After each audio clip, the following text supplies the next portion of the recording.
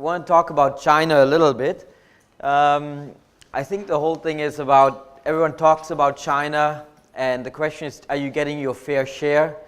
Are you getting your fair share in terms of numbers, but also in terms of yield? I'm learning every day about China as well. It's probably one of the most fascinating and interesting places in the world to be, not always the easiest, but it's changing. People say it's changing 10 times faster than other places in the world. And you can see that when you're in Beijing or Shanghai or other places in China.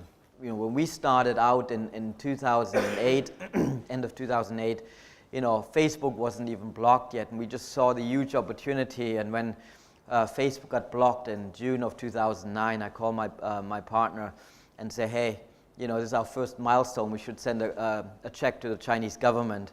And I said, you know, the only other thing that would help is if Twitter got blocked as well. A couple of months later, Twitter got blocked. And I said, you know what, you know, we should make the Chinese government a shareholder of the company. The China travel market is obviously growing.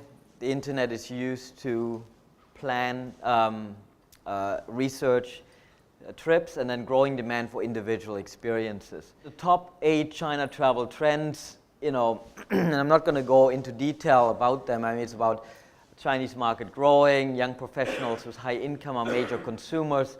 Lots of people are searching online, but then still booking offline, and so on. But when we look at actually that 50% of the top trends are all driven by social media and the internet. And we'll go into more detail.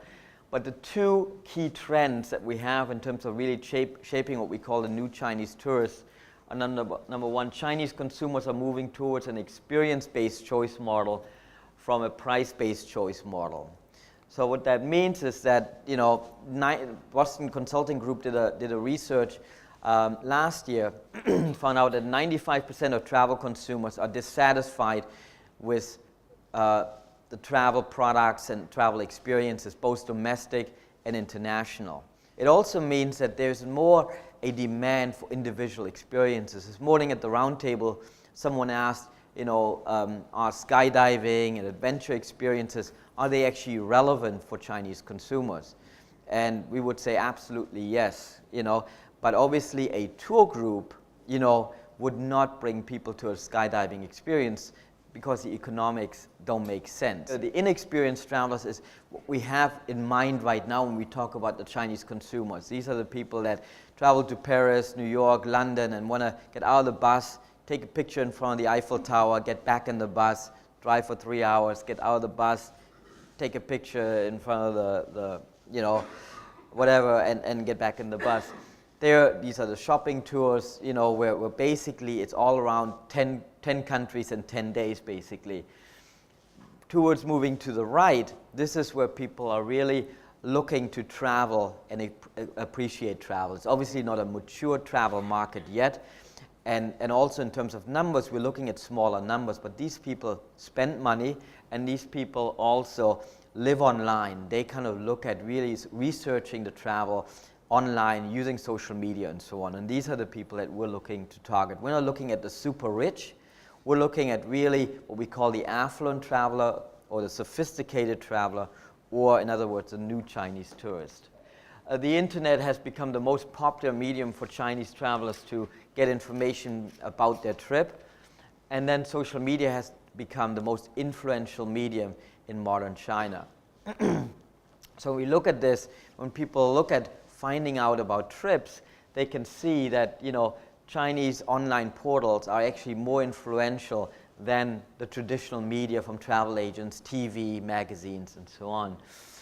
The other thing that's interesting is when you compare social media, you know, in the Western world and China, is that basically in China, people are actually very predisposed in getting messages from brands.